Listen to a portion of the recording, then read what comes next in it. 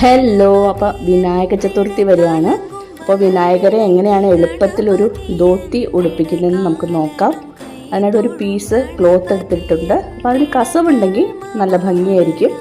അപ്പോൾ ഇതൊരു ബ്ലൗസ് പീസാണ്. അപ്പോൾ അവിടെ ഒരു ഞൊറിവ് കൊടുത്തിട്ട് കാല് കാണുന്ന വിധത്തിൽ വച്ചു കൊടുത്തു.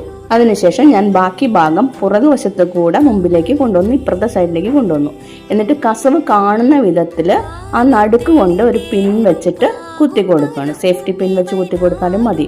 പശ വെച്ച് ഒട്ടിക്കുകയാണെങ്കിൽ പിന്നെ അത് ഇളക്കുമ്പോൾ ആ പശയുടെ പാടൊക്കെ ആവും, പിന്നെ ഇളക്കാനും ബുദ്ധിമുട്ടാവും. എന്നിട്ട് ബാക്കി വന്ന ഭാഗം ഞാൻ തുമ്പിക്കൈൻ്റെ ഇടയിൽ കൂടെ ഇട്ട് അത് നല്ല വൃത്തിയായിട്ട് ബാക്കിലേക്ക് പിൻ ചെയ്ത് വെച്ചു. മറ്റേ സൈഡിൽ നിന്നും തുണി കൊണ്ട് പിൻ ചെയ്ത് വെച്ചു. എന്നിട്ട് ഇവിടെ ഞെറിവൊക്കെ ഒന്ന് കറക്റ്റാക്കി കൊടുത്തു. ഇപ്പോൾ നമുക്ക് പെട്ടെന്ന് അഴിച്ചു മാറ്റാൻ പറ്റുന്ന ഒരു ധോത്തി വിനായകനായി. അതുപോലെ തന്നെ കാലും കാണാൻ പറ്റും ഇങ്ങനെ ചെയ്ത് കഴിഞ്ഞാൽ. ഇതാണ് ഏറ്റവും എളുപ്പം. താങ്ക്